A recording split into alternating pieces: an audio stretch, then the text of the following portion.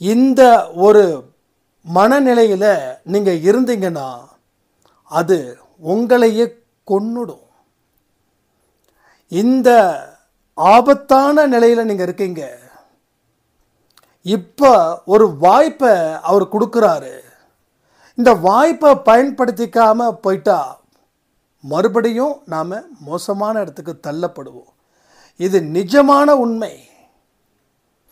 மன அழுத்தம் அதிகரித்தவர்களோட வாழ்க்கையில் சுயநினைவு இழக்கிற அளவுக்கு, உயிர் போகிற அளவுக்கு நிறைய விஷயங்கள் நடந்திருக்குது.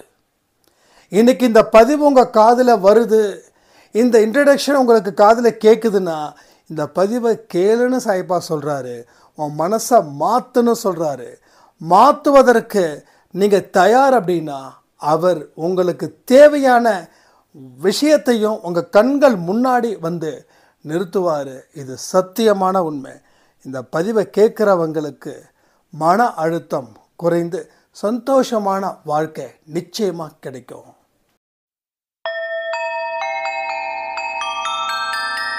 ஓம் சாயிரா சாயிரா, ஓம் சாயிரா சாயிரா, ஓம் சாயிரா சாயிரா, அன்பே சாயிரா, பேரன்பே சாயிரா, அகிலம் தளிக்க ஆத்மா விழிக்க அனுதினம் சாயிரா, எங்கள் அன்பே சாயிரா.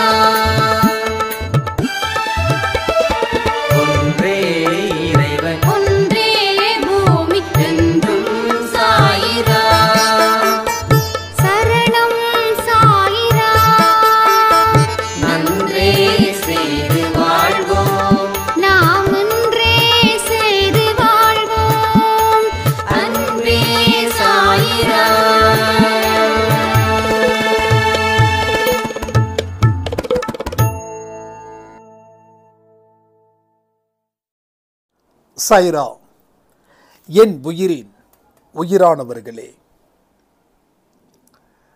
ஒவ்வொரு மனுஷனுடைய வாழ்க்கையில் எதிர்பார்த்து காத்துக்கிட்டு இருக்கிறது கடவுளுடைய பதிலுக்காக. ஏதாவது ஒரு பதில் எனக்கு கிடைச்சதுன்னா என் வாழ்க்கையை நான் சிறப்பாக்கிப்பேன். ஒரே குழப்பத்தில் இருக்க, எதை எடுக்கிறது எதை விடுறது அப்படின்னு எனக்கு புரியலை அப்படின்னு நிறைய குழப்பங்கள் ஒரு மனுஷனுக்குள்ள போட்டு வாட்டி வதைக்குது. சில பேர் டோட்டலாக மைண்டு ப்ராப்ளமே ஆயிடுச்சு. பல பேருக்கு சுயநினைவு இல்லாத அளவுக்கு இந்த குழப்பங்கள் ஜாஸ்தி. இதெல்லாம் நிறைய நடந்திருக்குது. மனுஷனுடைய மனசில் குழப்பங்கள் அளவுக்கு அதிகமாக போயிடுச்சுன்னா அவன் அதில் இருந்து சரி பண்ணாமல் இருக்க அவன் ஆபத்தில் கொண்டு போய் முடிஞ்சிடும். அன்பே சாயில் நிறைய பேரோட வாழ்க்கை, அதாவது அன்பே சாய் குடும்பத்தில் இருக்கிற உறவுகளுக்கு சொல்கிறேன், நிறைய பேரோட வாழ்க்கை அது மாதிரி மோசமானதாக போய் மாறி இருக்கு. உயிரை விடக்கூடிய அளவில் அந்த மன ரீதியான அழுத்தம் கொஞ்சம் நஞ்சம் இல்லை. தன்னை சரி பண்ணிக்கணுன்ற தாட்டே வராம போயிடும் ஒரு ஸ்டேஜுக்கு மேலே போயிட்டா. அப்போ கடவுளோட பதில் என்னன்னு கன்ஃபியூஷன்ஸ் இங்க. ஆனா ஒரு விஷயம் மட்டும் இங்க யாருக்கும் புரியல. அந்த விஷயத்தை தான் இன்னைக்கு நம்ம பேச போறோம். உங்களில் இருக்கக்கூடிய குழப்பங்கள் ஒரு கட்டுப்பாட்டுக்குள்ள இருக்குதா இல்லை கட்டுப்பாட்டை மீறி இருக்குதான்றத கமெண்ட் பண்ணுங்க. உங்களுக்கு இருக்கக்கூடிய குழப்பம் கட்டுப்பாட்டுக்குள்ளே இருந்துச்சுன்னா அது பிரச்சனை இல்லை, சரி பண்ணிடலாம். கட்டுப்பாடு இல்லாமல் இருக்குது. இது எப்படி கண்டுபிடிக்கிறதுனா 24 மணி நேரமும் தூங்குற நேரம் தாண்டி மற்ற எல்லா நேரமும் மனசில் ஏதோ ஒரு அழுத்தம் இருந்துக்கிட்டே இருக்கும். அந்த அழுத்தம் அப்பப்போ தலைவலிக்கும், வயிறு வலிக்கும், மூட்டு வலிக்கும், உடம்புல இருக்கக்கூடிய உபாதைகளையும் கொடுத்துக்கிட்டே இருக்கும். ஹாஸ்பிட்டல் போனால் அங்கே டாக்டர்ஸ் செக் பண்ணும்போது எதுவும் இல்லைன்னு சொல்லுவாங்க. ஸோ இதெல்லாம் கட்டுப்பாடை மீறி இருக்கக்கூடிய குழப்பங்கள். இதை இந்த அறிகுறி மூலமா நாம கண்டுபிடிச்சிடலாம். அப்போ இந்த அறிகுறி வந்துச்சுனாவே நம்ம ஆபத்தை நோக்கி போறோம் அப்படின்னு அர்த்தம். அப்போ அதற்கு செய்ய வேண்டிய வழிகள், அதை எப்படி சரி பண்றதுன்றத பத்தி நமக்கு ஒரு தெளிவு இல்லை, ஒரு புரிதல் இல்லை.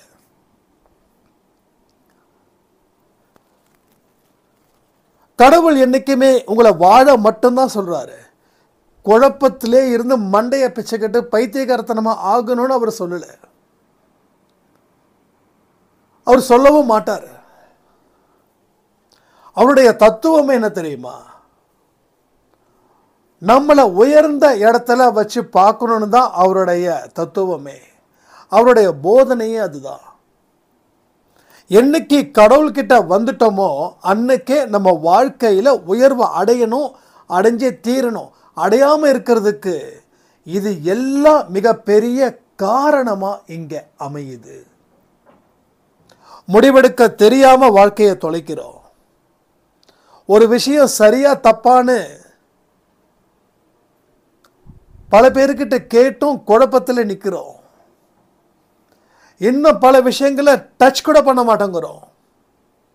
அப்போ எந்த இடத்துலையும் நமக்கு புரிதல் இல்லை, எல்லா இடத்துலையும் தோல்வி. அதனுடைய விளைவுகள் தான் இன்னைக்கு வாழ்க்கையை இழந்து தனி மரமா நிற்கிறோம். வாழ்க்கையை இழந்து தனி மரம். அப்ப இந்த தனிமரமா நிக்கிறதுக்கு கூட நாம எடுத்த மோசமான முடிவு. புரியுதா? நீங்க முடிவே எடுக்காம இருந்தாலும் அது ஒரு முடிவுக்குள்ள கொண்டு போய் சேர்க்கும். வித்தியாசமா இருக்குது இல்ல? நீங்க முடிவே எடுக்கல, ஆனா அதுக்கும் ஒரு முடிவு இருக்குது. அந்த முடிவு மோசமானது. அப்போ எல்லா விஷயத்தையும் நாம ஒன்னா போட்டு குழப்பிக்கிறோம். இதுல இருக்கிறத அதுல போடுறோம், அதுல இருக்கிறத இதுல தூக்கி போடுறோம். இந்த குழப்பங்கள் நிறைஞ்ச வாழ்க்கை மர்மமா போய் முடியுது. வாழ்க்கையில மர்மத்தோட பிடி எப்படி இருக்கோ, பயங்கரமான மோசமான, நினைச்சு பார்க்கவே பயப்படுற அளவுக்கு இருக்குமா இருக்காதா? ஒவ்வொரு மனுஷனுக்குள்ளேயும் அந்த மர்மம் இருக்குது. அந்த மர்மத்தை கொஞ்சமாவது கலைக்கணும், இல்லைன்னா அது நம்மளை கலைச்சிட்டு போயிடும். நான் சொன்ன அத்தனை விஷயமும் உங்களுக்குள்ள இருக்குதான்னு பாருங்க. இருக்குதுன்னா கமெண்ட்ல ஆமா சொல்லுங்க. ஸோ நம்ம எந்த டாக்டர்கிட்டையும் போகாம, எந்த மாத்திரையும் போட்டுக்காம, நம்ம மனசுல உயர்ந்த எண்ணங்களையும் நம்பிக்கைக்குரிய வார்த்தைகளையும் சாயப்பாவுடைய போதனைகளையும் மனசுல சுமந்து நாம வெற்றி வாகை சூடுவோம். வெற்றி வாகை சூடுவோம். எல்லாரும் சொல்றீங்களா கமெண்ட்ல? வெற்றி வாகை சூடுவோம். ஸோ அன்பே சாயின்ற ஒரு குடும்பத்தில் இருக்கக்கூடிய ஒவ்வொரு சாய்ராமுடைய மனசுலையும் இந்த பலமான வார்த்தைகள் அதிகமாக இருக்கணும். எப்பெல்லாம் உங்களுக்கு குழப்பங்கள் இருக்குதோ, நான் வெற்றி வாகை சூடுவேன்னு சொல்லுங்க. 10 தடவை சொல்லுங்க. 10லையா 20 தடவை சொல்லுங்க. கண்களை மூடி மூச்சை கவனிச்சு லைட்டா அந்த வார்த்தையும் சொல்லுங்க. வெற்றி வாகை சூடுவேன், வெற்றி வாகை சூடுவேன், வெற்றி வாகை சூடுவேன். உங்க வார்த்தைகள் ஆழ் மனசுல இருந்து, அதாவது அடி வயிற்றுல இருந்து வரணும். வெற்றி வாகை சூடுவேன் அப்படின்னு. இது எல்லாமே சாதாரணமானதா நீங்க எடுத்துக்கிட்டீங்கன்னா அது உங்களோட கர்மாவை பொறுத்து. ஆனா இது பவர்ஃபுல் வார்த்தைன்னு எடுத்துக்கிட்டீங்கன்னா உங்களோட வாழ்க்கையில நீங்க என்ன இப்ப மனசுல சொன்னீங்களோ அது 100% சாயப்பாவால நிறைவேற்றப்படும். நம்புறீங்களா? எத்தனை பேர் நம்புறீங்க? ஸோ நம்பிக்கை அதுதான் முன்னாடி இருக்கணும். அது ஒவ்வொரு மனுஷனோட வாழ்க்கையிலையும் பின்னாடி இருக்கக்கூடாது. ஸோ எது முன்னாடி இருக்கணும்? அது முன்னாடி இருக்கணும். நம்பிக்கை. நம்பிக்கையை வச்சு நீ முன்னேறு, நம்பிக்கையை வச்சு வழிபடு, நம்பிக்கையை வச்சு உன் காரியத்தை ஆரம்பி, நம்பிக்கையை வச்சு முடிவெடு. மர்மங்கள் அவிழும். மர்மம் அப்படின்றது வாழ்க்கையில் இல்லாமல் போகும். கடைசி காலத்தில் இருக்கக்கூடிய ஆபத்தை தவிர்ப்பதற்கு முயற்சி பண்ணுங்க. கடைசி காலத்தில் இருக்கக்கூடிய ஆபத்து இது எல்லாம் இப்போவே நம்ம சரி பண்ணிடலாம். சரி பண்ணுறதுக்கு உண்டான நேரமும் காலமும் இப்போ கடவுள் உங்களுக்கு கொடுத்துருக்கிறாரு. கடவுள் உங்களுக்கு நிச்சயமாக கொடுத்துருக்காரு. இதை சரி பண்ணி நம்ம வாழ்க்கையில் முன்னேறணும். இது அவர் விருப்பம். அவர் தான் இதை தான் அவர் விரும்புகிறாரு. இதை தான் தன் குழந்தைங்க செய்யணும்னு நினைக்கிறாரு. அவரோட நினைப்பை நாம் என்றைக்குமே ஏமாற்றத்தை கொடுக்கக்கூடாது. அவரோட எதிர்பார்ப்பை நிறைவேற்றக்கூடிய குழந்தையா நீங்கள் இருக்கணும். இருக்க முடியுமா? இருக்கலாமே, தப்பு இல்லையே. உங்கள் வாழ்க்கையில் எத்தனை விஷயங்கள் யோசிச்சு பாருங்க, எவ்வளவு விஷயங்கள் நடந்திருக்குதுன்னு. ஆனால் இது நாள் வரைக்கும் உங்களுக்கு முடிவுகள் உங்களுக்கு சாதகமாக வராததுக்கு காரணம் உங்கள் மனசில் ஏற்பட்ட ஆழமான பதிவுகள், அது மூலமாக ஏற்பட்ட பயம், குழப்பம். இது பறந்து நிற்குது. உங்கள் உடம்பு ஃபுல்லாக, உங்கள் உடம்புல இருக்கக்கூடிய அத்தனை செல்ஸ்லையும் இந்த பதிவு தான் இருக்குது. ஸோ இந்த தாட்ஸ் தான் டோட்டலாக அத்தனை செல்ஸ்லையும் இருக்குது. ஸோ இதை ஒழிக்காமல் எதையும் ஒழிக்க முடியாது. அதை ஒழிக்கணும்னு நினச்சா கூட நம்ம கொஞ்ச நேரத்துக்கு ஹாப்பியாக இருப்போம், மறுபடியும் அது மர்மம் நமக்குள்ளே பிடிச்சிக்கும். ஸோ இப்படி தான் நம்ம தொடர்ந்து ஒரு ஸ்டெப்பை எடுத்து வச்சா 10 ஸ்டெப்பு கீழே விழுந்து நிற்கிறோம். ஸோ ஒரு அழகான வாழ்க்கையை வாழ்வதற்கு எத்தனை பேர் தகுதியாக இருக்கீங்கன்னு நீங்கள் நினைக்கிறீங்களோ அத்தனை பேரும் கமெண்ட் பண்ணுங்கள். ஸோ எந்த அளவில் உங்கள் வாழ்க்கை மாறணும் அப்படின்றதையும் கொஞ்சம் நினச்சி பார்த்து அதுக்கு தகுந்த மாதிரி பிரார்த்தனைகளை ஸ்டார்ட் பண்ணுங்க. அந்த பிரார்த்தனைகளில் எல்லாமே பாசிட்டிவான வார்த்தைகளை ஃபில் பண்ணணும். ஒரு வார்த்தைக்கும் உயிர் இருக்குது, அர்த்தம் இருக்குது. அதுதான் நம்ம வாழ்க்கையை வழிநடத்த போகுதுன்ற விழிப்புணர்வும் இருக்கணும். அப்போ பிரார்த்தனை எப்படிப்பட்டதாக இருக்கணும்? வார்த்தைக்கு வார்த்தை பாசிட்டிவாக இருக்கணும். அதை தொடர்ந்து செய்யும்போது நம்முடைய வார்த்தைகளும் நம்மளுடைய வாழ்க்கையாக மாறுது. இங்கே என்கிட்ட ஒருத்தவங்க சொன்னாங்க, நீ எல்லாம் டெவலப் ஆகுன்னு நினச்சி கூட நான் பார்க்கல அப்படின்னு. இதை ஏன் உங்ககிட்ட நான் சொல்கிறேன் அப்படின்னா, அந்த லெவலில் நான் இருந்தேன். சுற்றியும் பிரச்சனைகள், அந்த நடுவில் நான் இருந்தேன். அப்போது நான் யாருக்கிட்டையும் இதுலேருந்து மீளுவேன், ஜெயிப்பேன், அதை செய்வேன், இதை செய்வேன், என்னால் அப்படி இருக்க முடியும், இப்படி இருக்க முடியும்னு சொல்லி உதார் விடலை. மனசுக்குள்ளே சாயப்பாக்கிட்ட நினச்சிக்கிட்டேன், ஜெயிப்போம். எப்படி ஜெயிப்போம்? எதை பற்றி நம்ம அழட்டிக்கல. யார் என்ன வேணாலும் சொல்லட்டுமே, என்ன வேணாலும் செய்யட்டுமே. அப்போ அவர் கேட்டார், எப்படி அப்படின்னாரு. ஒரே ஒரு ஸ்மைல் மட்டுமே, வேற எதுவுமே இல்லை, ஜஸ்ட் ஸ்மைல். இதை ஏன் நீங்கள் சொல்லக்கூடாதுன்னு கேட்கலாம். ஏன்னா கேட்குறவர் நக்கலும் நையாண்டியமாக பிடிச்சவர். அவர்கிட்ட போயிட்டு உட்காந்து பாடம் எடுத்தேன்னா நான் பைத்தியக்காரன் ஆயிடுவேன், ரைட்டா? ஆனால் நாம் பாடம் எடுக்கிறோம், அது ரொம்ப தப்பு. உண்மையாகவே எப்படி என்ன ஏதுன்னா, இப்போ நான் உங்ககிட்ட சொல்லிட்டு இருக்கேனே, இது மாதிரி பக்கம் பக்கமாக சொல்லலாம். ஏன்னா ஒரு மனுஷனை மாத்துறதுக்கு உண்டான பாக்கியத்தை நாம் பெறுகிறோம் அப்படின்ற சந்தோஷம். கடவுள் குழந்தையாக இருந்து ஒவ்வொரு மனுஷனுடைய மனசில் இருக்கக்கூடிய விஷயத்தை நம்ம மாற்றுறோம். கடவுள் இருக்கிறாரு, நம்பு, உனக்கு எல்லாமே கிடைக்கும்னு நாம் அடித்து சொல்கிறோமே, அந்த வார்த்தை அவங்க வாழ்க்கையை மாற்றுதுன்னா அதில் கிடைக்கிற சந்தோஷம், ஆனந்தம், பேரின்பம். ஆனால் கேட்குறவங்க ஒரு மாதிரி விவாதத்துக்கான பொருளாக கேள்வி கேட்டால் என்ன பதில் சொல்ல முடியும்? ஜஸ்ட் ஒரே ஒரு ஸ்மைல், அவ்வளோதான். நாம் மற்றவங்களுக்கு புரியாத புதிராக இருக்கலாம், தப்பே கிடையாது. ஏற்கனவே நம்மளை பற்றி ஒட்டுமொத்தமான ரகசியத்தை சொல்லி தான் இந்த உலகம் நம்ம பலகீனத்தை பயன்படுத்துதா இல்லையா? உங்களுக்கு மறுபடியும் அந்த சான்ஸை நான் கொடுக்கணுமா? ஒருத்தர் நல்லவன் இருக்கா சொல்லுங்க. நம்மக்கிட்ட அன்பா அக்கறையாக இருக்கிற மாதிரி இருப்பாங்க, நம்மளுடைய ஒட்டுமொத்த ரகசியத்தையும் தெரிஞ்சுப்பாங்க. ஒன்ஸ் பிரிஞ்சிட்டாங்கன்னா சரி, இவன் சொன்ன ரகசியத்தை நம்ம யாருக்கிட்டையும் சொல்லக்கூடாதுன்னு இருக்கக்கூடிய அந்த நேர்மை எந்த மனுஷங்கிட்டையாவது இருக்குதா? உடனே சைனா உங்களுக்கு நடந்திருக்குதான்னு கேட்கலாம். எனக்கெல்லாம் நடக்கல, பட் இங்கே இருக்கிற பல பேருக்கு அது நடந்திருக்குது.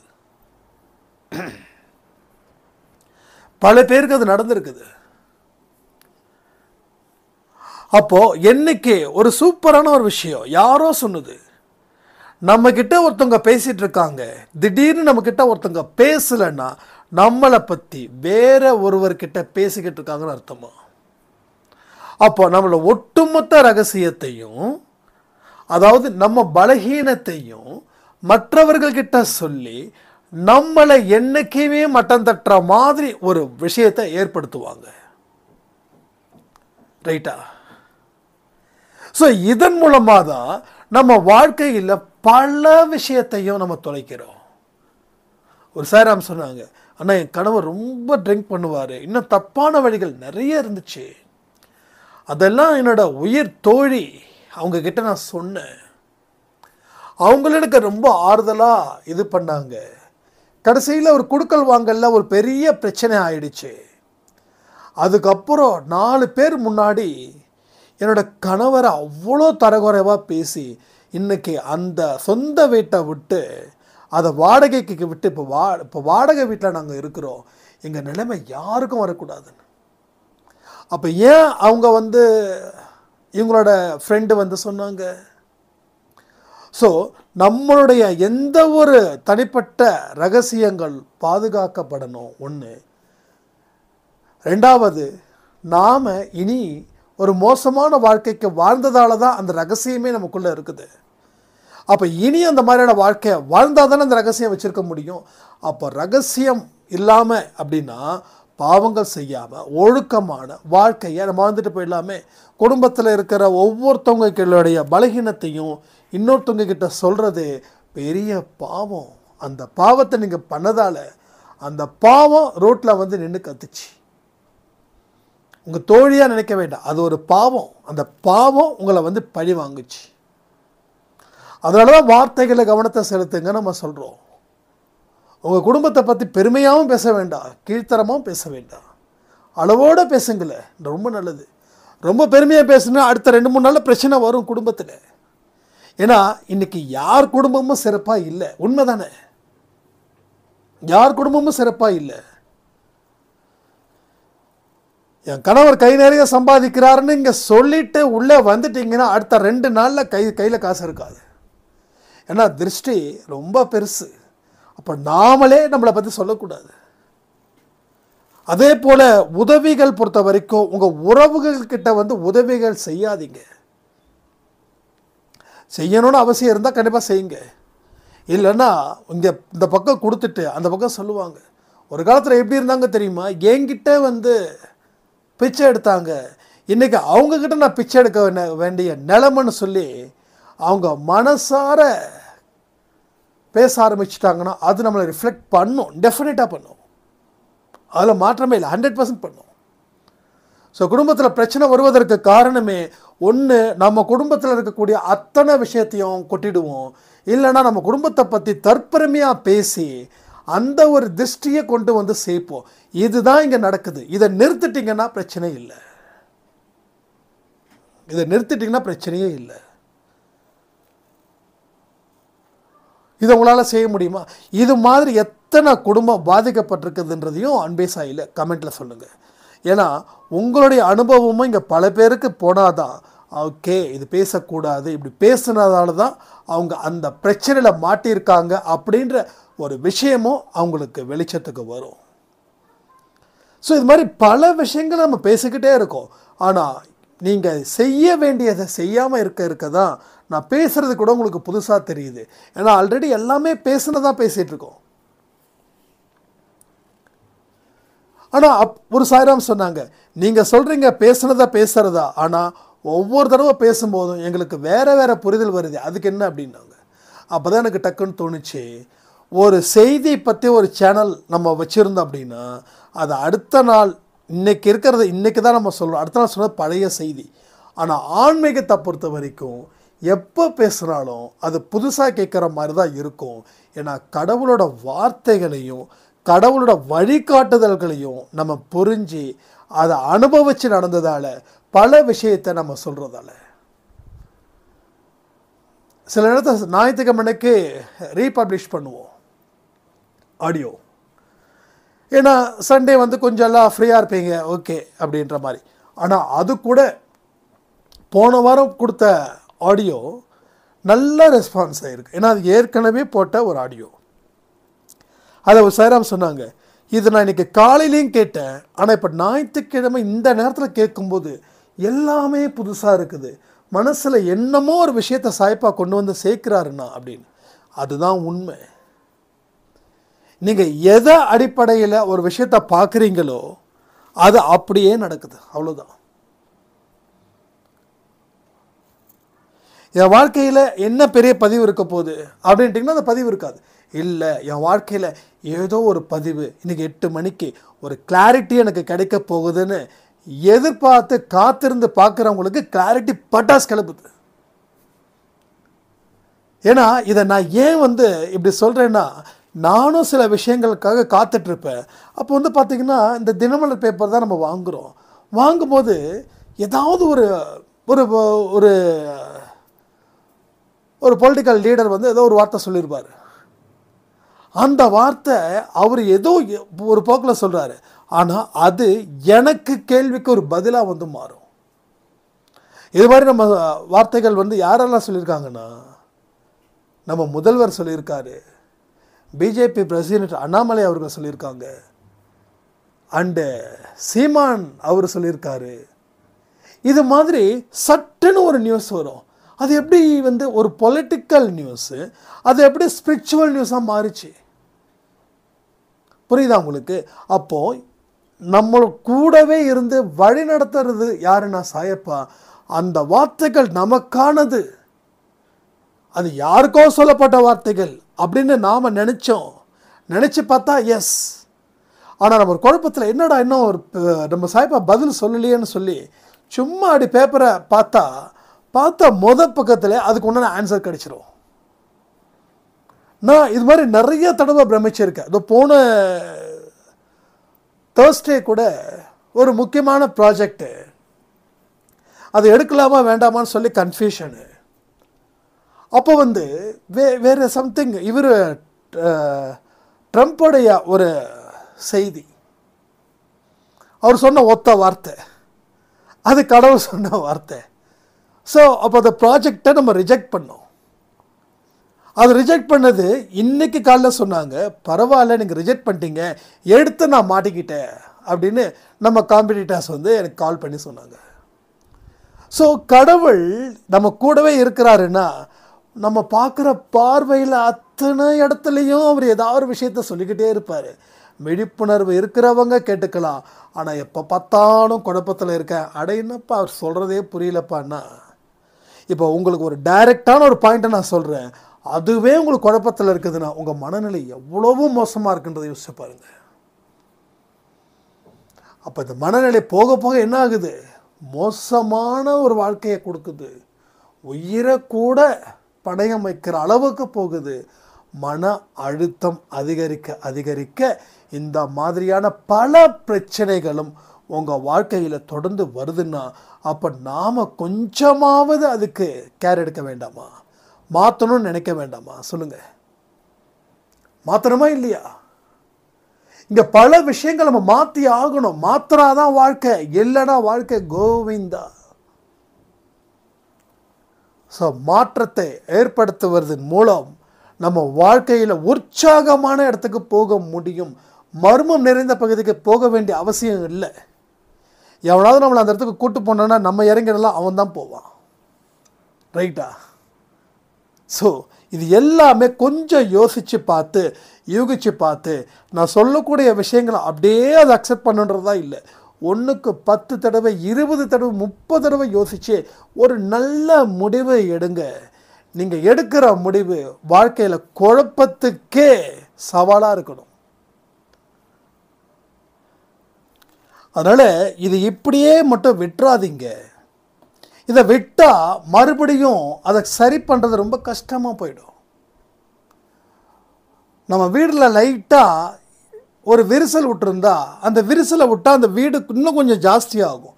விரிசல் இருக்கிற அந்த கேப்பில் கொஞ்சம் ஸ்ட்ராங்காக மண்ணையும் சிமெண்ட்டையும் பூசிட்டா அந்த ஸ்ட்ராங் இருக்கும். இதெல்லாம் என்ன ஆகிட போகுது அப்படின்னு நினச்சி விட்டிங்கன்னா ஒரு நாள் அந்த இடமே பாழாக போயிடும். ஸோ அதை விட மோசமானது மனசு. அதை நண்பனாக உருவாக்கிக்கிறதும் அதை பிசாசாக உருவாக்கிக்கிறதும் ஒவ்வொரு மனுஷனுடைய கையில் இருக்குதுன்றதை மறந்துடாதீங்க. நம்ம எதெல்லாம் சாதாரணமாக நினைக்கிறோமோ அதுதான் உங்களுக்கு மோசமான ஒரு விஷயத்தையும் அது தரும். ரைட்டா? அப்போ அந்த இடத்துல நாம் செய்ய வேண்டிய விஷயங்களை செய்யாமல் விட்டுக்கிட்டே இருந்தால் நம்ம வாழ்க்கையும் பாழா போயிடுன்றதை மறந்துடாதீங்க. கடவுள் வாய்ப்பு கொடுக்கும் போதே நாம் சரி பண்ணிக்கணும். இப்படிப்பட்ட ஒரு வாய்ப்பை கொடுக்கறதே நம்மளுடைய கஷ்டத்தை அவர் தெரிஞ்சுக்கு எதனால் இந்த கஷ்டம் உனக்கு வந்ததுன்னு சொல்லி அதை புரிய வைக்கிறதுக்கு தான் இப்படிப்பட்ட வாய்ப்பை அவர் கொடுத்துருக்கார். ஸோ குழப்பங்களோட வாழ்வது நல்லதுன்னு நீங்கள் நினைக்கிறீங்க. ஆனால் தெளிவான வாழ்க்கைக்கு வாழ்ந்தாதான் உங்களோட அத்தனை பிரச்சனைகளும் இப்போ தீருன்றது மட்டும்தான் உண்மை.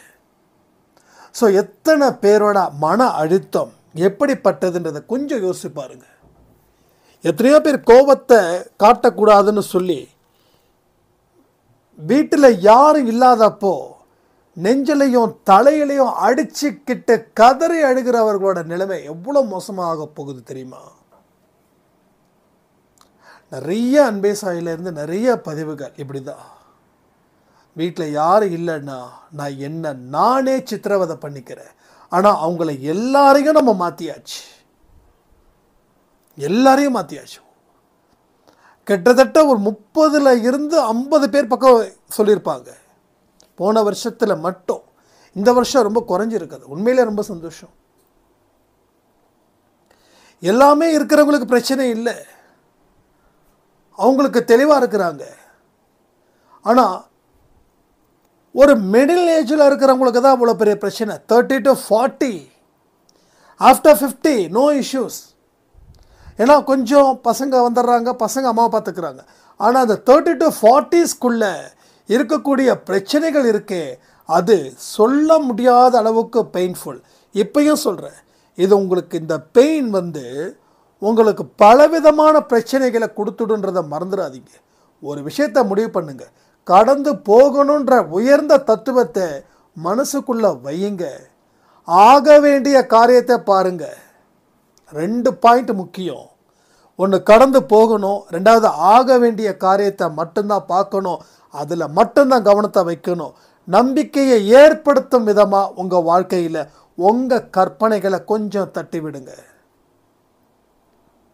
அது ஒன்று தான் உங்கள் வாழ்க்கையையே மாற்றும். வேறு எதுவுமே உங்கள் வாழ்க்கையில் எந்த ஒரு விஷயத்தையும் அது செய்யாது, அது கொடுக்காது.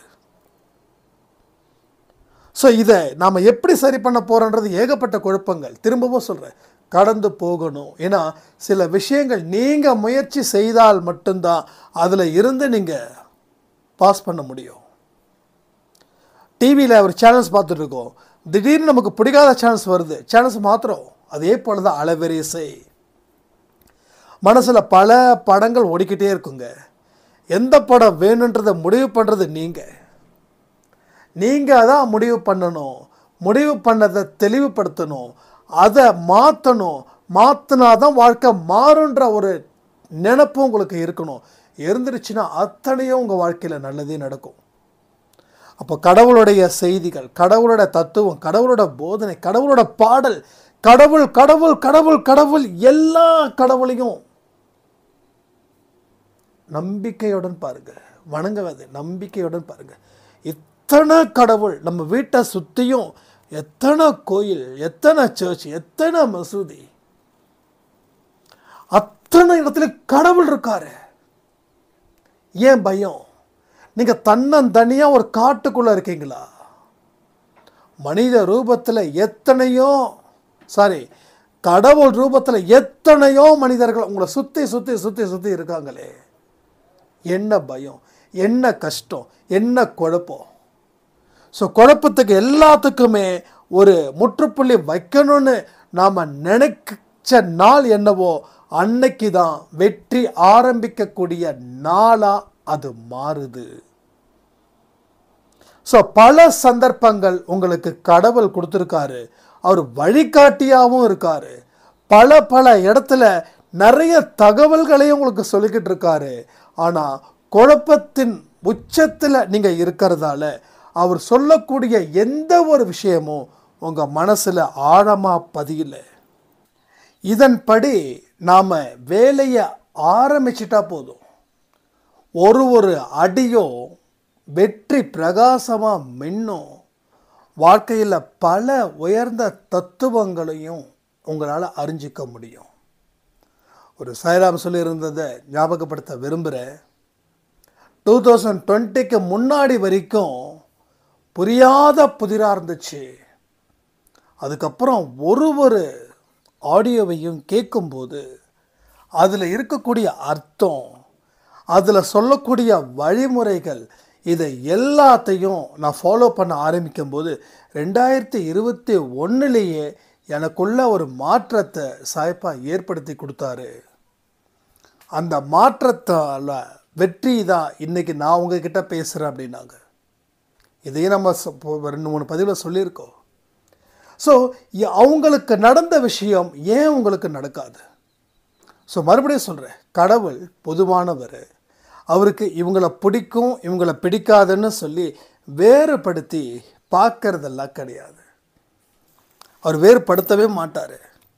ஸோ அப்படிப்பட்டவர் தான் நம்மளுடைய கடவுள்.